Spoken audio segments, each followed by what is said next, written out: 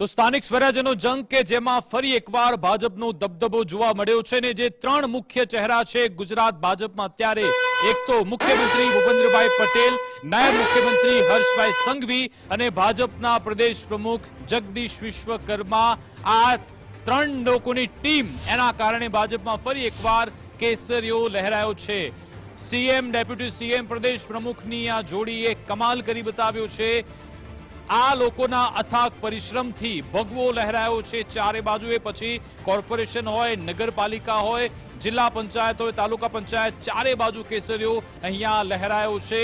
ગુજરાત અને ભાજપ બન્યું છે એક સિક્કાની બે બાજુ। ગુજરાતમાં ફરી એકવાર ચારે બાજુ આજે કમળ ખીલ્યા છે।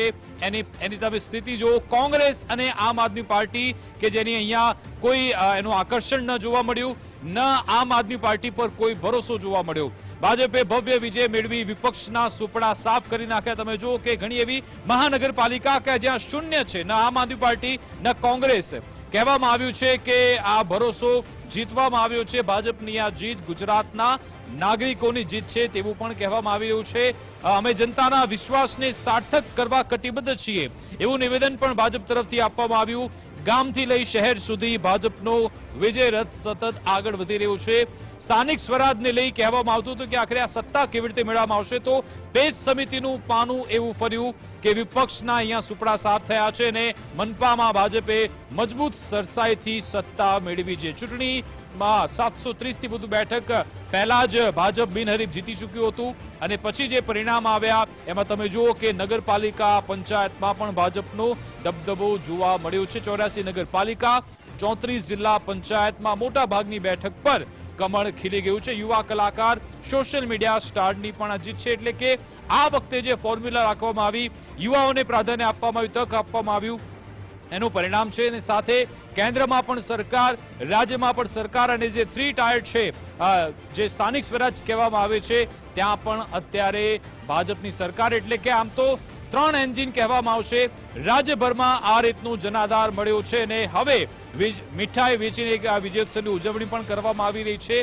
એક બાબત સ્પષ્ટ છે કે વિધાનસભા પહેલા ભાજપે અત્યારે જ પોતાની એ લક્ષ્મણ રેખા બાંધી દીધી છે કે આ અમારું પરફોર્મન્સ છે, આને તમારે ટપવા માટે કેટલી આકરી મહેનત કરવી પડશે, પ્રજાનો વિશ્વાસ કેવી રીતે તમારે મેળવવો પડશે, એ અહીંયાથી જ એક એમનો સ્કોર બતાવી દીધો છે।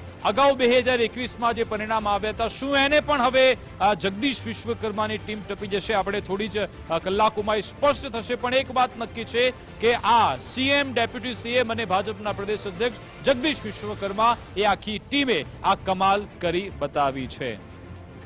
સાથે સાથે હવે આ ભાજપની જીતના કારણ પણ અમારી ટીમે તૈયાર કરી બતાવીએ। સૌપ્રથમ મજબૂત સંગઠન અને પેજ સમિતિ કામ કરી ગઈ। વર્ષોથી આજે એક ફોર્મ્યુલા અપનાવવામાં આવી છે જેમાં પેજ પ્રમુખ અને પેજ સમિતિથી દરેક મતદાર સુધી પહોંચવામાં આવ્યા। એ લોકો કોઈને પણ મત આપે કે ન આપે, રોષ હોય કે ન હોય, પ્રચાર માટે સૌ કોઈ પહોંચે છે।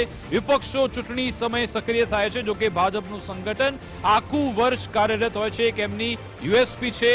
સાથે સાથે પ્રધાનમંત્રી મોદીનો પણ પ્રભાવ, ડબલ એન્જિન સરકાર, ગુજરાતમાં પીએમ મોદીની લોકપ્રિયતા હજુ પણ અત્યારે એની ઇમ્પેક્ટ પડે છે।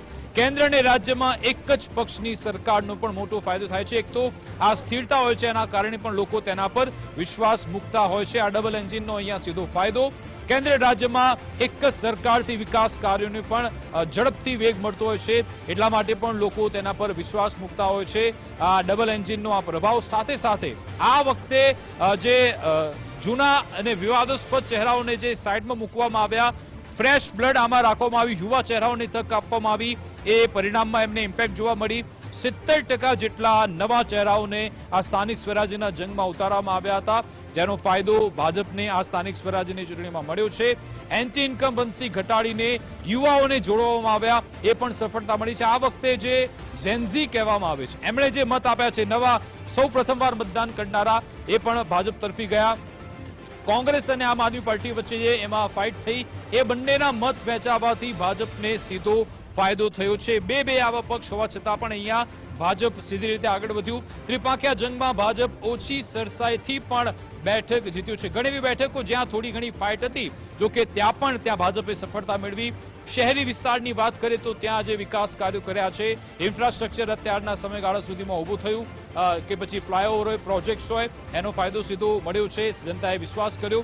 સરકારી યોજનાની વાત કરીએ તો એ જે એક આખી સ્કીમ તૈયાર કરેલી છે, વેલફેર સ્કીમ, એનાથી લોકો જોડાતા હોય છે. ચૂંટણી પહેલા જ સેંકડો બેઠક પર ભાજપ બિનહરીફ થયું છે અને આ એક બે ફ્લેવર છે. એક તો વેલફેર સ્કીમ હોય, સાથે સાથે હિન્દુત્વનો મુદ્દો છે, એ પણ એ ભાજપની તરફેણમાં જાય છે. મતદારોમાં પણ એક એવો સંદેશ જાય છે કે ભાજપની જીત નિશ્ચિત હોય છે. બિનહરીફ જીતનું જે મનોવૈજ્ઞાનિક દબાણ થયું, 700+ બેઠક થઈ ગઈ હતી, એના કારણે જે એક મેસેજ ગયો હતો કે જે બાકીની જે બેઠકો છે ત્યાં પણ ભાજપ જીતીને આવશે, એની પણ અસર મતદાન પર જોવા મળી હતી. એટલે આ જ અંગે વિશ્લેષણ ઘણું બધું થઈ શકે છે કે શું 2027 માટે પણ આ રીતનું એક પ્લેટફોર્મ તૈયાર થઈ ચૂક્યું છે, એની જંગ કેવી હશે પણ નજર રાખીશું. પણ આની સાથે સાથે નિકુંજ અમારી સાથે ગાંધીનગરથી જોડાઈ ગયા છે. નિકુંજ, ઓવરઓલ આ જે સ્થાનિક સ્વરાજ્યના જંગમાં 3 ચહેરાઓની ભાજપમાં ચર્ચા થઈ રહી છે. એક તો સીએમ, ડેપ્યુટી સીએમ અને ભાજપના પ્રદેશ પ્રમુખ. આ 3ની ટીમે જે રંગ બતાવ્યો છે, જે જંગમાં આ લોકો ઉતર્યા, તમે જુઓ કે છેલ્લી ઘડી સુધી સીએમ ત્યારે શો કરી રહ્યા હતા સુરતમાં, આ બાજુ હર્ષભાઈ સંઘવીનો રાજકોટમાં હતો, જગદીશભાઈ વિશ્વકર્મા વડોદરામાં રોડ શો કરી રહ્યા હતા, પછી પાછો અમદાવાદમાં. એટલે તમામ મહાનગરને આવરી લેવામાં આવ્યા. જિલ્લા પંચાયત, તાલુકા પંચાયત, ત્યાં પણ એક એવું સમીકરણ બેસવામાં આવ્યું અને પરિણામ અત્યારે સામે છે. નિકુંજ.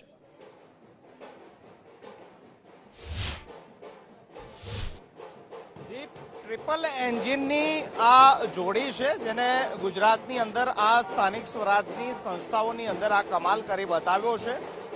મુખ્યમંત્રી ભૂપેન્દ્ર પટેલ, નાયબ મુખ્યમંત્રી હર્ષ સંઘવી અને પ્રદેશ ભાજપ અધ્યક્ષ જગદીશ વિશ્વકર્મા, આ 3 નેતાઓએ સમગ્ર ચૂંટણી કેમ્પેન જે છે તેને બૂસ્ટઅપ કર્યું. આપને યાદ હશે કે આ ચૂંટણી કેમ્પેનની અંદર કોઈ કેન્દ્રીય નેતાઓ, પહેલી વખત એવું બન્યું કે સ્થાનિક સ્વરાજની આ ચૂંટણીની અંદર કોઈ કેન્દ્રીય નેતાઓનું કેમ્પેન નહોતું, પરંતુ પ્રદેશના આ 3 ચહેરાઓએ ગુજરાતના અલગ અલગ ઝોનની અંદર ચૂંટણી સભાઓ ગજવી, રોડ શો કર્યા, જનસભાને સંબોધિત કરી, સાથે જ દરેક કાર્યકર્તાઓને તેઓ 1-to-1 મળવા માટે ગયા, કાર્યકર્તાઓ વચ્ચે પહોંચ્યા અને સમગ્ર ચૂંટણી કેમ્પેન જે છે તેને એક બૂસ્ટઅપ આપ્યું. સમગ્ર સ્થાનિક સ્વરાજની સંસ્થાઓની આ ચૂંટણીની અંદર 3 ચહેરા, પ્રદેશ પ્રમુખ જગદીશ વિશ્વકર્મા, મુખ્યમંત્રી ભૂપેન્દ્ર પટેલ અને હર્ષ સંઘવીના મહત્વના બની રહ્યા. જરૂરથી પ્રધાનમંત્રી નરેન્દ્ર મોદી અને કેન્દ્રીય ગૃહ અને સહકાર મંત્રી અમિત શાહના આ બંને ચહેરાઓ ચૂંટણી કેમ્પેનની અંદર, ચૂંટણી સભાઓની અંદર હતા, પરંતુ જે સમગ્ર કેમ્પેન જેને રન કરવામાં આવ્યું તેમાં આમનો ખૂબ મહત્વનો ફાળો રહ્યો હતો.